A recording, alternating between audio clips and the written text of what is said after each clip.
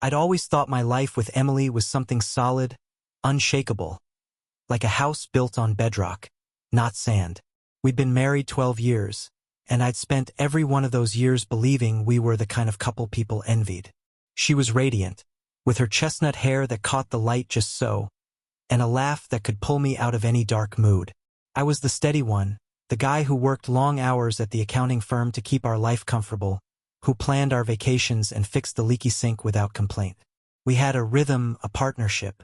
Our house in the suburbs, with its neatly trimmed lawn and the little garden she tended, felt like proof of that. I trusted her implicitly, maybe too much, I see now. Started with small things I didn't want to notice. She'd be on her phone more than usual, smiling at the screen in a way that didn't quite match the casual texts she'd show me later. "Just a friend from work," she'd say, waving it off, and I'd nod because why wouldn't I? Emily wasn't the type to hide things, or so I thought. Then there were the late nights at the office. She'd taken a new role at the marketing firm, one she swore was demanding but rewarding. "It's just temporary," she'd assure me, her voice soft as she kissed my cheek before heading out the door. I'd watch her go, her heels clicking on the hardwood, and feel a pang I couldn't name. The first real crack came on a Tuesday. I'd come home early, some client meeting canceled, and found her car already in the driveway. Odd. Since she'd texted me she'd be late again. I walked in quietly, not wanting to startle her if she was napping or something. The house was still, too still, except for a faint sound from upstairs. Laughter. Hers.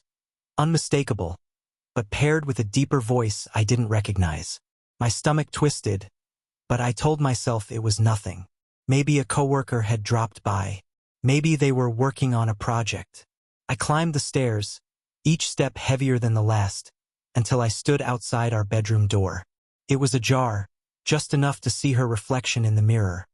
Her hair mussed, her blouse half unbuttoned, and him, a man I'd never seen before, his hands on her like they belonged there.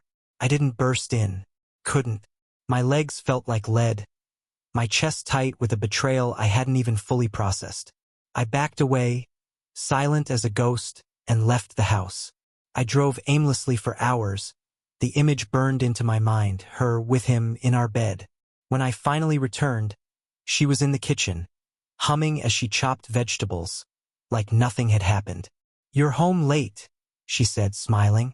I nodded, unable to speak, and that was the moment I knew I couldn't let it go. The days that followed were a haze of pretending.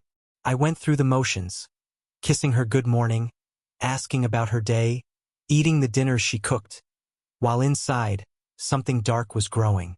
I couldn't confront her, not yet. I needed proof, something concrete to hold up against her inevitable denials.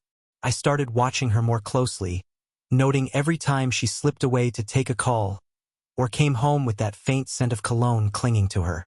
It wasn't my cologne. I knew that much.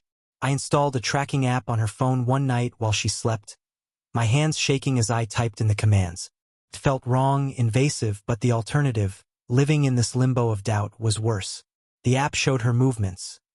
The office, the grocery store, and then, 3 times that week, an address I didn't recognize. A condo downtown, far from her usual haunts. I drove there one afternoon, parking across the street, and waited.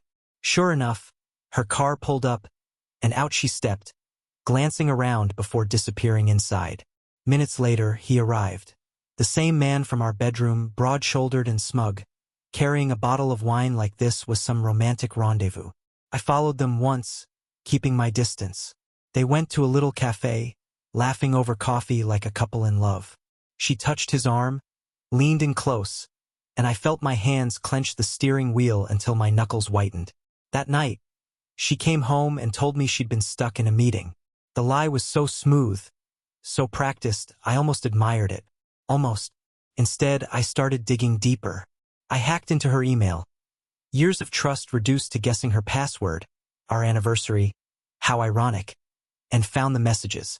"Can't wait to see you. Last night was incredible. You make me feel alive." Each one was a knife twisting deeper, but I kept reading, building my case. I learned his name. Daniel. Daniel Pierce, some mid-level exec at her firm. married too with a kid. I found his wife's social media, saw the happy family photos, and wondered if she knew. Probably not. People like Daniel were good at hiding, just like Emily. I started planning, though I didn't know what yet. Revenge, maybe, or just a way to make them feel what I felt. I couldn't sleep anymore, not next to her. So I'd lie awake, staring at the ceiling, imagining her with him. The betrayal wasn't just the act. It was the ease of it, the way she'd built this whole other life while I was right there. I decided to meet Daniel. Not as her husband, not yet, but as someone else. I created a fake profile online, posed as a potential client interested in his firm's services, and set up a meeting. He agreed, eager for the business, and we met at a bar downtown. Up close, he was even more insufferable, charming in that slick, salesman way, with a handshake too firm and a smile too wide. I played along, asking about his work, his life, letting him talk. He mentioned his wife once, casually, like she was an afterthought. No mention of Emily, of course, but I saw the flicker in his eyes when I steered the conversation toward relationships. "Marriage is tough," he said, sipping his drink. "You've got to find ways to keep it interesting." I nodded, biting back the urge to smash the glass over his head. I recorded it all, every word, every laugh, on a tiny device hidden in my jacket. It wasn't enough, not yet, but it was a start. I needed more, something undeniable. I started tailing him too, learning his routines. He'd leave the condo late, drive home to his wife, and kiss her like nothing was wrong. I wondered how long they'd been doing this, how many lies Emily had fed me. The more I watched, the more I saw how careless they were. Meeting in public, leaving traces. It was almost insulting, how little they thought of me. Back home, Emily noticed I was quieter. "Everything okay?" she'd ask, her voice laced with that fake concern I'd come to hate. I'd say I was tired, stressed from work, and she'd drop it, relieved. I started planting seeds, though, little comments about trust, about loyalty, just to see her squirm. She'd laugh them off, but I saw the tension in her shoulders, the way her eyes darted away. She knew something was off, but she didn't know how much I knew. That was my power now, the only thing keeping me sane. I kept collecting evidence, photos, recordings, even a receipt I found in her purse from a hotel I'd never been to. Each piece was a brick in the wall I was building, a wall that would eventually crash down on them. I didn't know what I'd do with it all yet, but I knew it wouldn't be kind. They'd taken my life, my trust, and turned it into a game. I'd make sure they lost. The turning point came when I found the letters. Not emails, but actual handwritten notes, tucked into a box she kept in the attic. I'd gone up there looking for old tax documents, something mundane to keep my mind busy, and stumbled across it. A wooden box with a latch, hidden under a pile of blankets. Inside were dozens of letters from Daniel, scrawled in his messy handwriting, full of promises and declarations. "You're my escape," one read. "I've never felt this way with anyone." Another, "One day it'll just be us." The dates went back 2 years of this while I'd been blind. I sat there, surrounded by dust and memories, reading every word. Some were dated from nights I remembered, nights she'd said she was working late, nights I'd cooked dinner alone.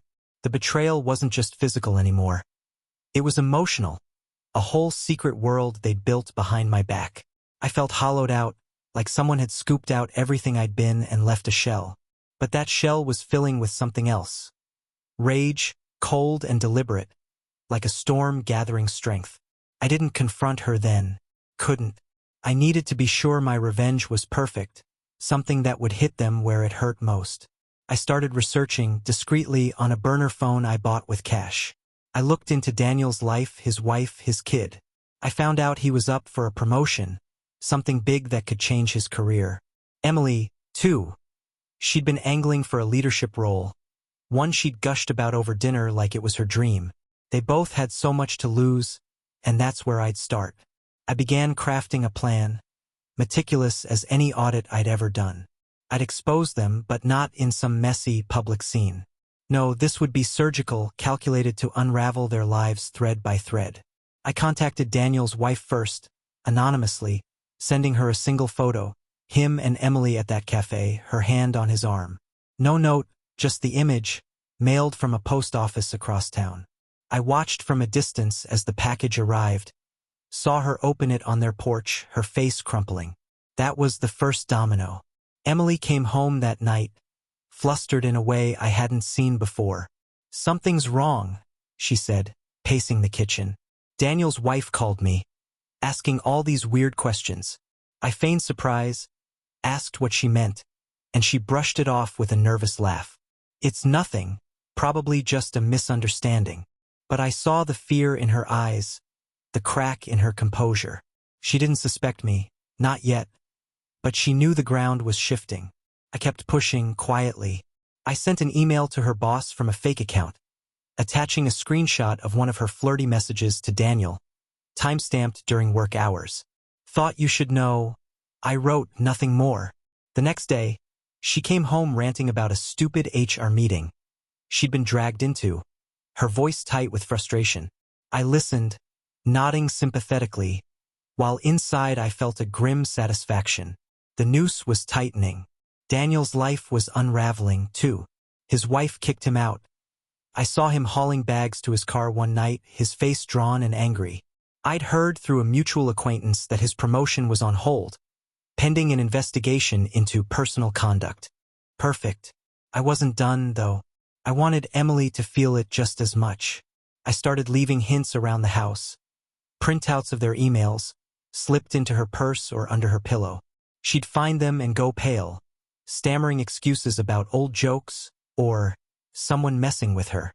I'd just shrug, letting her stew in her own paranoia. By the end of that week, she was a wreck, jumpy, distracted, barely eating. I played the concerned husband, asking if she was okay, if she needed to talk. She'd snap at me, then apologize, her guilt eating her alive. I hadn't even shown my hand yet, and they were already falling apart.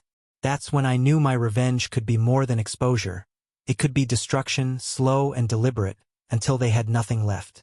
The unraveling of Emily's world became my quiet obsession. I'd wake up each morning with a strange energy, a purpose I hadn't felt in years. She was still sleeping beside me, oblivious to the storm I was brewing, her breath soft, and even while I lay there plotting, I'd started small, planting those seeds of doubt, watching her squirm, but now I was ready to escalate. I wanted her to feel the weight of her choices, not just in fleeting moments of panic, but in every corner of her life. And Daniel? He'd get his share, too. They'd built their little fantasy on my trust. I'd make sure it crumbled on their heads. I turned my attention to her social circle next. Emily prided herself on her reputation, always the charming one at parties, the friend everyone turned to for advice. I knew how much it mattered to her, how she thrived on being liked. So I started there. I created a burner email and sent anonymous messages to a few of her closest friends. Nothing overt, just enough to stir curiosity. "Ask Emily about Daniel," one read. "She's not who you think," went another. I attached a blurry photo from one of my stakeouts, her and Daniel outside that condo, close enough to raise eyebrows but not clear enough to be undeniable. Let them wonder, I thought. Let them whisper. The fallout came fast. She started getting texts during dinner, her phone buzzing incessantly. "What's this about?" she'd mutter, her brow furrowing as she typed quick replies. I'd ask casually, "Everything okay?" And she'd nod too quickly, forcing a smile. I overheard her on the phone one night, her voice low and frantic. "No, it's not true. I don't know who's doing this." She was unraveling, thread by thread, and I hadn't even had to say a word. Her friends were pulling back. I could see it in the way her calendar emptied out, the weekend brunches and coffee dates disappearing. She'd stare at her phone, confused and hurt, and I'd feel that cold satisfaction settle deeper. At home, I kept the pressure on. I'd leave the house messy in ways she hated, dishes piled up, laundry undone, just to watch her fray. She'd snap at me, then catch herself, her guilt making her overly sweet afterward. I'd accept her apologies with a blank stare, letting her wonder what I knew. She was trapped, and I was the one holding the strings. Daniel, meanwhile, was a ghost. His car hadn't been at the condo in days. I figured his wife had him on a leash now, but I wasn't done with him yet. I decided to hit Daniel where it hurt most. His career. He'd always struck me as the type who defined himself by his job, that promotion his golden ticket to some imagined greatness. I'd already planted the seed with his wife, but now I went for the jugular. I gathered everything I had, emails, photos, even a recording of him bragging about keeping things interesting at that bar, and packaged it up. Not for his boss, though, that was too direct. I sent it to a rival at his firm, someone I'd found through a bit of digging, a guy who'd been passed over for promotions Daniel had snagged. Thought you might find this useful. I wrote, keeping it vague. Let him figure out how to use it. It worked better than I'd hoped. Within days, word got back to me through a friend who knew someone at the firm. Daniel was under review, his promotion yanked, and rumors were swirling. He'd been caught off guard, scrambling to explain himself, but the damage was done. I pictured him in his office, sweating through his crisp shirts, and felt a grim smile tug at my lips. Emily noticed it, too. She came home one night, her face pale, and said, "Daniel's in trouble at work. I don't know what's happening." I shrugged, stirring the pot on the stove. "Maybe he messed up," I said, my voice flat. She didn't push, but I saw the fear in her eyes. I wasn't content with just that. I wanted her to feel the isolation, the way I had when I'd stood outside our bedroom door, watching her with him. So I turned to her family. Her parents adored her, always bragging about their perfect daughter. I mailed them a letter, typed and signed, hinting at her new life with Daniel, enclosing a photo of them at that cafe. I didn't need them to believe it outright. I just needed them to ask questions. Sure enough, she got a call from her mom a few days later, and I listened from the next room as she stumbled through excuses. "No, it's not like that, Mom, I swear." Her voice cracked, and I felt that dark thrill again. She was starting to break. She'd pace the house at night, muttering to herself, checking her phone like it might explode. I'd catch her staring at me sometimes, searching for something. Suspicion, maybe, or guilt. I gave her nothing, just kept up the act of the oblivious husband. It was torture for her, and that was the point. The next phase was financial. Emily loved our life. The house, the vacations, the little luxuries she'd grown used to. I'd worked hard to give her that, and she'd repaid me by building a fantasy with someone else. So I started dismantling it piece by piece. I moved money around, nothing illegal, just subtle shifts. I canceled a joint credit card she used for her shopping trips, claiming a security breach. When she complained, I played dumb. They said it was compromised, I'll get it sorted. But I didn't. I watched her scramble to cover expenses, her frustration mounting. Then I went for the house. I'd always handled the mortgage, so she didn't notice when I stopped paying it. Not right away, at least. I let a couple of months slide, enough for the bank to send a notice. When it arrived, I left it on the counter for her to find, feigning surprise. "How did this happen?" she asked, her voice trembling. I shrugged, mumbling about a mix-up at work, and promised to fix it. I didn't. The late fees piled up, and she started getting calls from the bank, her panic growing. "We could lose the house," she'd say, and I'd nod solemnly, letting her stew. Daniel wasn't faring much better. I'd heard he'd been demoted, unofficially, but enough to sting. His rival had spread the dirt, and the firm was distancing itself. I added fuel to that fire, sending an anonymous tip to a local business blog about ethical concerns at his company, naming him specifically. It wasn't much, but it kept the pressure on. I wanted him scrambling, just like her. At home, Emily was a shadow of herself. She'd stopped cooking, stopped gardening, those little things she'd loved. She'd sit on the couch, staring at nothing, and I'd feel that mix of rage and triumph. She'd ask me questions sometimes, tentative ones. "Are you happy with me?" I'd look at her, really look, and say, "I thought we were fine." The past tense hung there, and she'd flinch. She knew something was coming, even if she couldn't name it. I decided to bring Daniel back into the picture. Not physically, but as a ghost between us. I started mentioning him casually, dropping his name into conversations like it was nothing. "Heard Daniel's having a rough time at work. I'd say over breakfast, watching her freeze mid-bite. Yeah, someone told me. I'd add, vague enough to keep her guessing.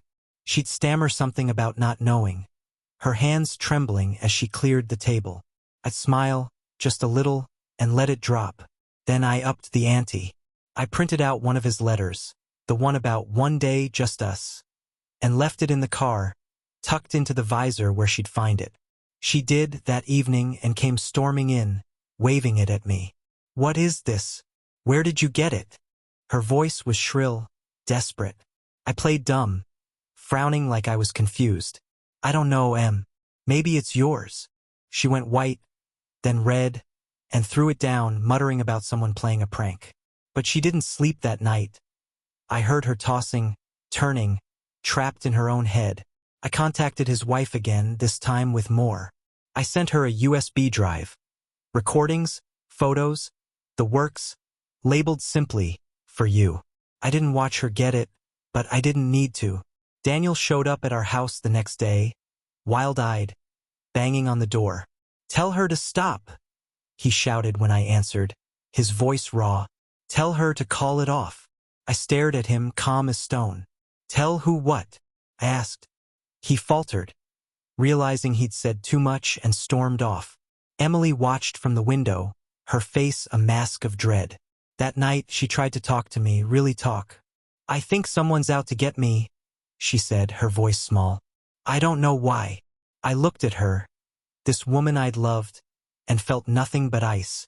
Maybe it's karma, I said, and walked away. She didn't follow. By now, Emily's life was a house of cards, and I was ready to knock it down. I'd chipped away at her friends, her family, her money, her peace. Now I went for her pride. She'd always been vain about her job, that marketing role she'd climbed into with such ambition. I sent her boss another email, this time with a video. Grainy, but clear enough, her and Daniel in that cafe, laughing, touching. This is who you're promoting? I wrote. I didn't expect a reply, didn't need one. The next day, she came home early, tears streaking her face. They put me on leave, she said, her voice breaking. They won't tell me why. I acted concerned, asking questions she couldn't answer, letting her spiral. She called Daniel, right there in front of me, her voice hushed but frantic. What's happening? Did you do something? I couldn't hear his reply, but her face told me enough. Anger, fear, desperation. She hung up and sank into a chair, staring at the wall. I left her there, alone with her ruin. Daniel's turn came next. I'd saved the best for him. I'd found out his kid went to a private school, one he bragged about at that bar. I sent the headmaster a package, photos, letters, a note about parental character. Nothing libelous, just suggestive. I heard later he'd been called in for a meeting, his enrollment under review. His wife was done with him, his job was slipping, and now this. I wanted him to feel cornered like I had. That night, Emily broke. She sat me down, her hands shaking, and said, I need to tell you something. I knew what was coming, her confession, late and useless. I've been seeing someone, she whispered, tears spilling. It's over now, I swear. I looked at her, this stranger in my wife's skin, and said, I know. Her eyes widened, but before she could speak, I stood and left the room. The real revenge was still coming, and she had no idea how deep it would cut. Emily's confession hung in the air like smoke, thick and suffocating, but it didn't change anything for me. If she thought her tears and trembling voice would soften me, she was wrong. I'd spent months building this, watching her, planning, turning her betrayal into a weapon, and I wasn't about to stop now.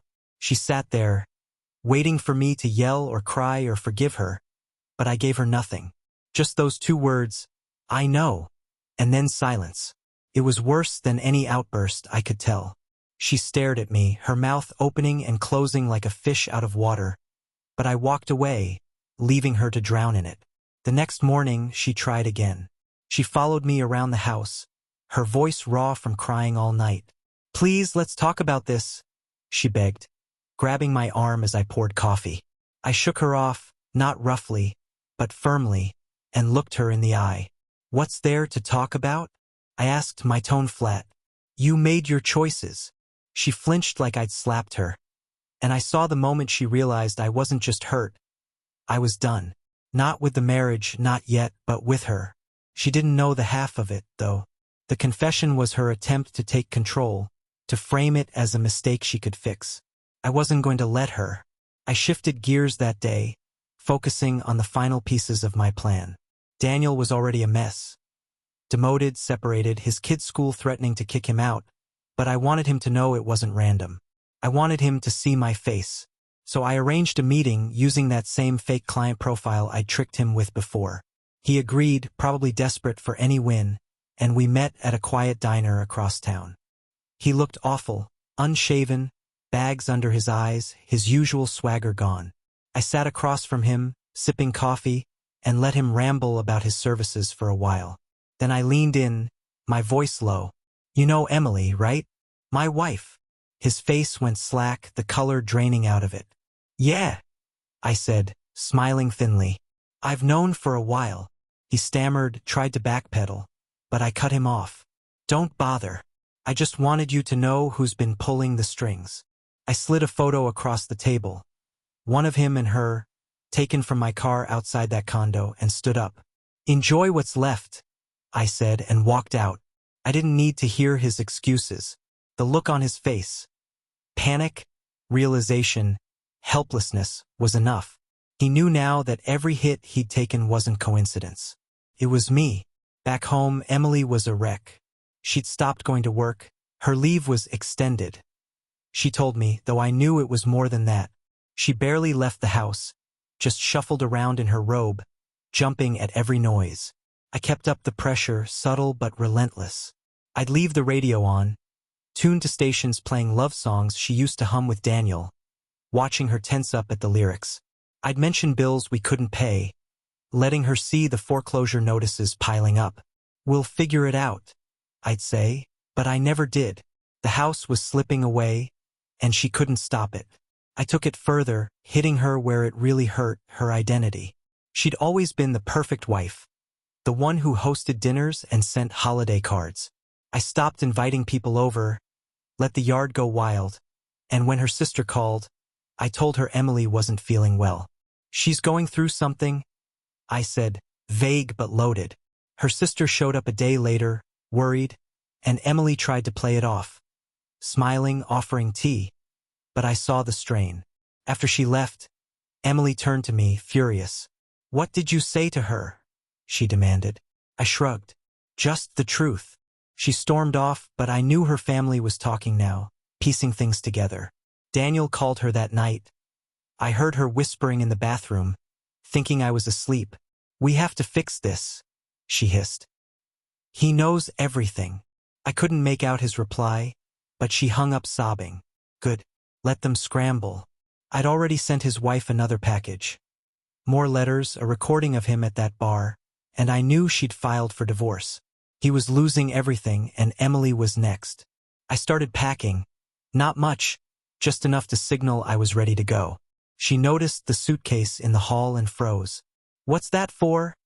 She asked, her voice small. Thinking about a trip, I said casually. She didn't push, but the fear in her eyes was delicious. I wasn't leaving yet, though. I had one more card to play. The next move was public, messy, unavoidable, and final. I'd saved the best evidence for this. A video I'd taken months ago, shaky but clear, of Emily and Daniel outside that condo, kissing like teenagers before slipping inside. I edited it down, just enough to leave no doubt, and uploaded it to a local gossip site. Anonymous, of course, with a tip. Check out who's been sneaking around. I tagged it with their names, their company, enough keywords to ensure it spread. By morning, it was everywhere. Shared on social media, texted between coworkers, even picked up by a sleazy online tabloid. I watched it happen from my laptop, the views ticking up, comments pouring in. Disgusting. What a hypocrite. Poor husband. Emily found out at noon. Her phone started buzzing, and she answered it, her voice rising with every word. What video? What are you talking about? She hung up, hands shaking, and opened her laptop. I was in the kitchen, pretending to read the paper, but I heard her gasp, then sob. She ran to me, the screen still glowing with that damning clip. "Did you do this?" she screamed, tears streaming. I looked at her, calm as ever. "Why would I?" I said. "Maybe someone else got tired of your lies." She collapsed onto a chair, burying her face in her hands, and I let her sit there, broken. Daniel's reaction came later. He showed up again, pounding on the door, drunk and ranting. "You bastard!" he yelled when I opened it. "You ruined me." I stepped outside, shutting the door behind me so Emily couldn't hear. "You ruined yourself," I said, my voice low. "Both of you did." He lunged at me, sloppy and slow, and I sidestepped, letting him stumble into the porch railing. "Get out," I said, and he did, cursing as he staggered to his car. Inside, Emily was still crying, but she didn't ask me about it. She knew. The fallout was swift. Her job was gone, officially terminated, no severance. Her friends stopped calling. Her parents left a voicemail, their voices tight with disappointment. She was a pariah now, and I'd made it happen. With Emily's world in ashes, I turned the screws tighter. The house was next. I'd let the mortgage lapse long enough that the bank was moving to foreclose. A realtor showed up one day, clipboard in hand, talking about options. Emily watched from the window, pale and silent, as he measured the yard. "We can't lose this," she whispered later, clutching my arm. Pulled away. "We already have," I said, and walked out to the garage. I didn't tell her I'd stopped paying on purpose, that I drained our savings into an account she couldn't touch. She'd figure it out soon enough. I started staying out late, not explaining where I was. I'd sit in a diner or drive around, letting her wonder. When I came home, she'd be waiting, eyes red, asking if I was leaving her. "Not yet," I'd say, and that ambiguity cut deeper than any answer. She'd stopped fighting back, stopped trying to fix things, just sat there, hollowed out. I wanted her to feel the emptiness I'd felt, standing outside that bedroom door, watching her choose him. Daniel was finished, too. His wife got full custody, his school stunt backfired, and the judge didn't like what she saw on that video. He'd moved into a cheap apartment, his car repossessed, his life a shadow of what it was. I drove by once, saw him smoking on a balcony, staring at nothing. I didn't feel sorry for him. He'd gambled with my life, he'd lost. Emily tried one last plea. "I'll do anything," she said, kneeling in front of me one night, her voice breaking. "Please, just stop this." I looked down at her, this woman I'd built a life with, and felt nothing. "It's already done," I said, and left her there on the floor. The end was close now, and I was ready to walk away. The final blow was quiet, deliberate, and mine alone to deliver. I'd waited until the house was officially gone. Sold at auction, our things boxed up by strangers. Emily stood in the empty living room, staring at the bare walls, while I loaded my car. "Where are you going?" she asked, her voice a whisper. "Somewhere else," I said, not looking back. I'd filed for divorce that morning, papers served while she was still sleeping. She'd find them soon, along with the note I left. "You wanted a new life. Here it is." I didn't take much, just clothes, some books, the essentials. The rest I left for her to deal with, a mess of her own making. I'd secured a new place, a small apartment across town, paid for with the money I'd siphoned off. She'd get nothing, no settlement, no sympathy. I'd made sure of that, hiring a lawyer who knew how to twist her infidelity into a noose. She'd be starting over, broke and alone, her reputation in tatters. Daniel got his last taste of me, too. I mailed him a single photo, the one from our bedroom, her with him, the moment that broke me. No note, just the image, a reminder of what he'd cost us all. I heard later he'd left town, chasing some dead-end job, his name a punchline among anyone who'd known him. Good riddance. I drove away that day, the house shrinking in my rearview, and felt something lift. Not joy, not yet, but relief. I'd torn them down, piece by piece, until they had nothing left. No love, no home, no pride. It wasn't about forgiveness or moving on. It was about justice, cold and sharp. I'd given them what they deserved, and now I was free. The road ahead was mine, and for the first time in months, I could breathe.